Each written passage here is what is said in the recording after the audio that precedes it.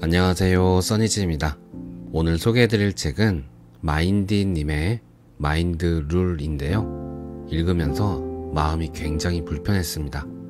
왜냐하면 어렴풋이 알고는 있지만 꼭꼭 숨겨놓았던 비밀을 들킨 것 같은 느낌이 들었기 때문인데요. 혹시 부정적인 상황이 주기적으로 반복된다면 오늘 이야기를 들어보시고 자신의 내면을 살펴보는 시간을 가져보신다면 부정적인 패턴을 끊는데 도움이 되실 것 같습니다. 모두가 그렇지는 않겠지만 저와 비슷한 환경을 지나오신 분들에게는 저항하는 마음을 관찰하고 놓아버릴 수 있는 좋은 기회가 될 수도 있을 것 같아요. 읽어보겠습니다. 백설공주가 오래도록 사랑받는 동화 속 주인공이 될 수 있었던 이유는 무엇일까? 독이 든 사과를 건넨 나쁜 마녀가 악역을 맡아줬기 때문이다. 어둠 속에 빛이 가장 환하게 보이는 법이다. 어떤 연극을 제작할 때 백설공주라는 캐릭터가 천사표로 부각되려면 아주 못된 인상의 악역이 필요하다. 그래야 백설공주 옆에 마녀가 서 있기만 해도 관객들은 본능적으로 백설공주 편을 들고 싶어 한다. 악과 대비되는 선만큼 인간의 마음을 사로잡는 것도 없다. 무고하게 당한 피해자로서 독사과를 먹고 바닥에 쓰러지면 여기저기서 안타까운 탄식이 쏟아진다. 악독한 마녀를 맹 비난하며 따스한 위로의 말과 함께 백설공주에게 힘을 북돋아준다. 가해자인 마녀는 한 번도 받아보지 못한 사랑이 백설공주한테만 집중적으로 쏠린다. 이 광경을 목격한 관객들 중 일부는 이렇게 생각한다. 피해자가 되면 그토록 바라던 사랑을 받게 될지도 몰라. 부모를 통해 정상적인 형태의 사랑이 무엇인지 경험해 본 적 없는 사람은 엉뚱한 상황에서 사랑을 느낀다. 남들의 놀림거리가 되거나 가엾은 신세로 전락했을 때 묘하게 만족스러운 감정이 찾아온다. 아무리 매정한 부모일지라도 그들 곁에 남고 싶다는 일념 하나로 오랜 시간 피해자를 자처하다 보면 현재의 처지가 편해진다. 특히 극악스러운 생존 욕구와 결합될 경우에는 피해자 위치를 집요하게 이용한다.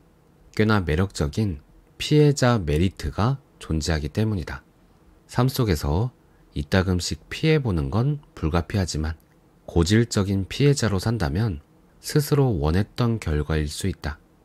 표면적으로 피해자가 되기 싫다고 생각하는 것은 무의식이 내는 진실의 소리를 덮어두는 수단에 불과하다.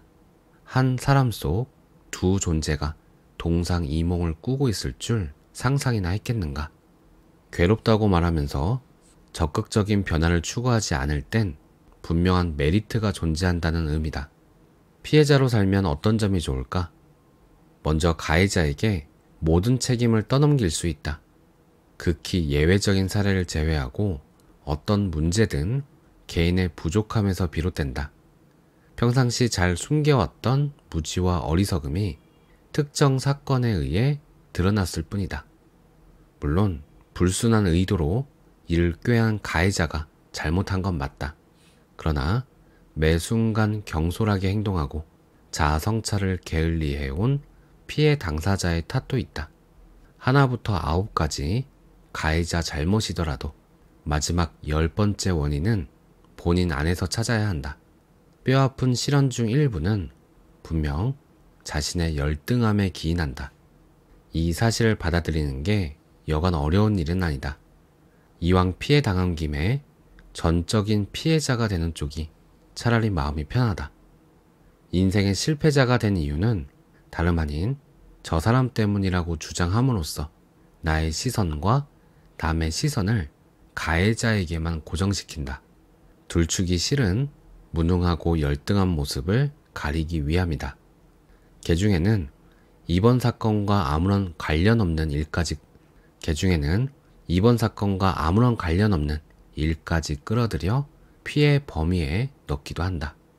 과거에 대한 끝없는 후회와 자책이 힘들어 외부적 책임 소재가 필요하던 찰나 때마침 타인이 가해한 것이다. 지난날의 과오를 모조리 청산하려고 하나의 쓰레기통에 지나치게 많은 쓰레기를 눌러 담는다.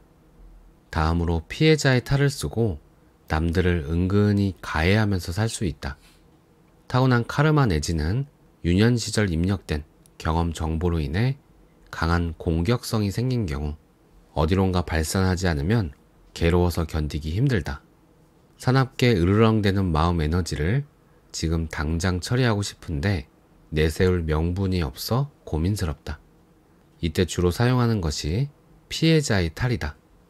단순히 공격하고 싶어서 공격했다고 말하면 세상으로부터 지탄받을 게 분명하니 공격할 수밖에 없는 상황이었다고 둘러댈 핑곗거리가 필요한 것이다.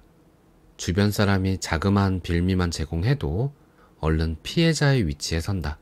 피해자가 됐다는 이유만으로 상대방을 마구 공격할 자격이 부여된 게 아님에도 스스로 그렇다고 단정짓는다. 약간의 잘못을 꼬투리 삼아 여태껏 쌓아둔 화기를 최대한 풀어낸다. 불쌍한 피해자니까 어떻게 행동해도 무조건 이해하라는 무언의 압박과 함께 마치 무소불위의 권력자가 된 듯 평소 분출하고 싶었던 감정까지 덧붙여 우회적으로 가해한다. 실컷 화풀이하다가 누군가 비난하면 피해자라는 카드를 내밀면 되니 일석이조다. 하나씩 나열하다 보면 끝이 없을 정도로 피해자라서 누릴 수 있는 메리트가 생각보다 많다. 부하가 치밀고 억울하지만 피해자 메리트의 달콤함을 여러 번 맛보면 중독되기 쉽다.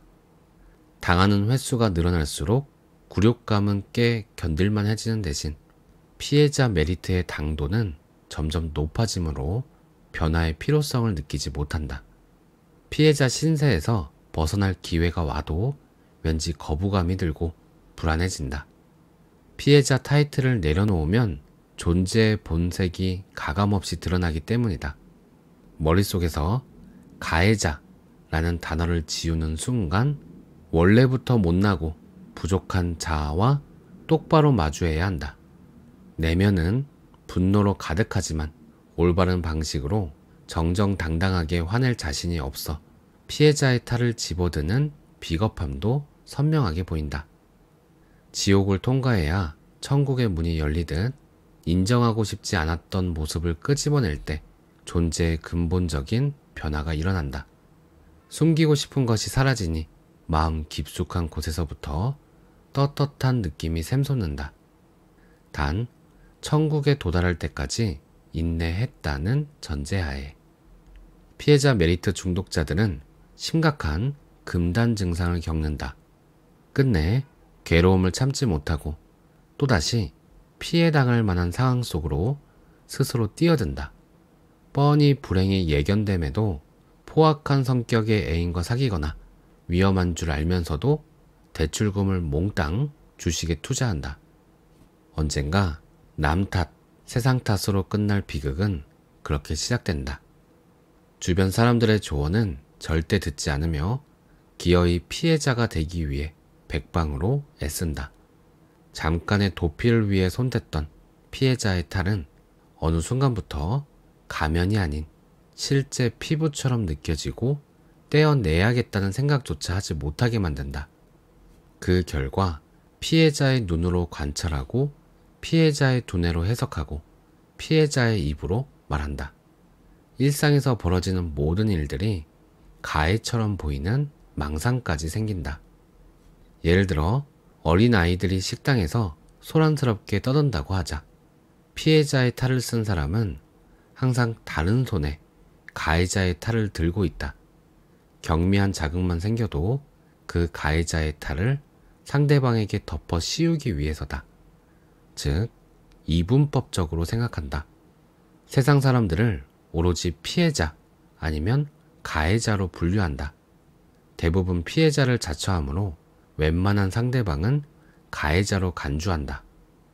평화로워야 할 식사 시간을 망쳐버린 아이들은 가해자고 소음 속에서 밥을 먹게 된 자신은 피해자라고 여긴다. 단지 해결해야 할 작은 문제가 발생했을 뿐인데 습관적으로 피해자 대 가해자 구도를 만든다. 그런 다음 자의적인 해석에 따른 억울한 피해자로서 평소 누군가의 기분을 불쾌하게 만들고 싶었던 비정상적인 욕구도 충족시킬 겸 후회 없이 화를 낸다. 더 깊은 지옥으로 들어가는 중인데 혼자 흡족한 표정을 짓는다. 피해자 메리트가 존재한들 그 결말은 불보듯 뻔하다. 동정조차 받을 수 없는 인격의 소유자가 되어 산산조각난 인생을 붙잡고 애달파할 것이다. 사실 피해자가 됨으로써 얻을 게 있다고 믿는 존재는 진정한 사랑을 경험해보지 못한 내면 아이다. 어린 시절 우주와 다를 바 없는 부모 곁에 남으려고 묵묵히 피해자로 살아온 그 아이가 수십 년 뒤 어른이 됐을 뿐이다.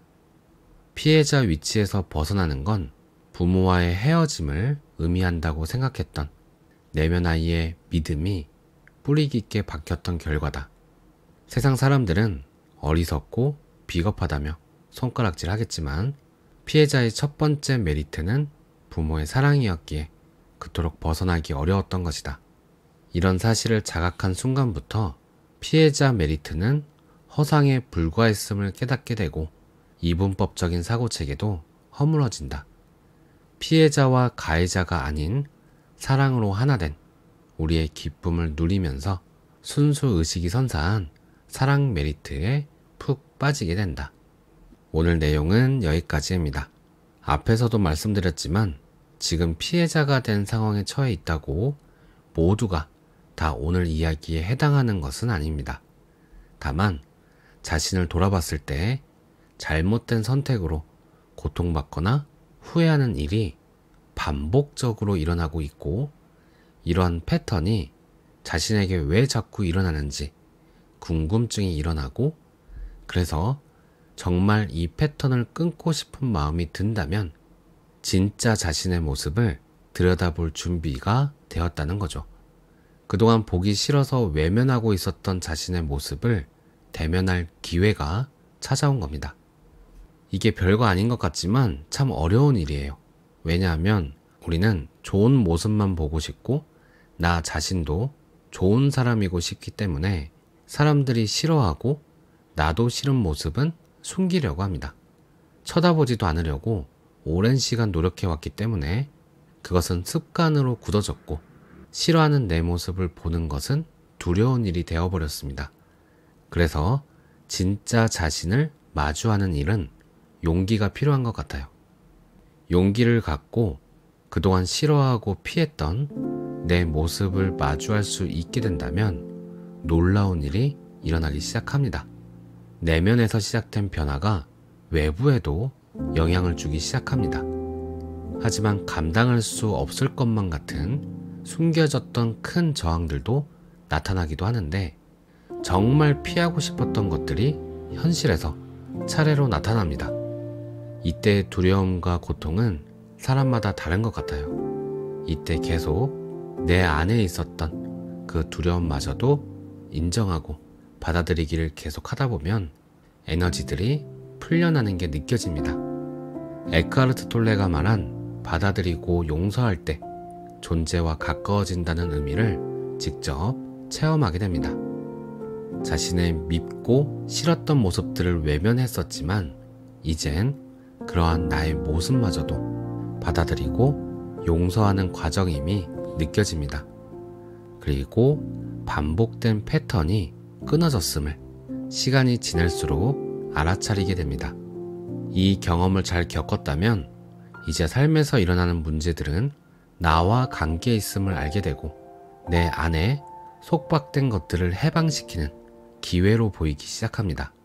최초의 한 번은 굉장히 힘들고 어려웠지만 그 다음부터는 점점 가속도가 붙습니다. 그리고 그 이후에 막히는 부분이 생길 때도 있는데 그럴 때마다 여러 성인들의 경전이나 선생님들의 책 그리고 일상에서도 힌트가 숨겨져 있음을 알게 되고 알게 된 것을 다시 삶에 적용시켜보며 확인하는 작업을 하게 되는 것 같아요. 저의 경우는 그랬지만 사람마다 다를 것 같아요.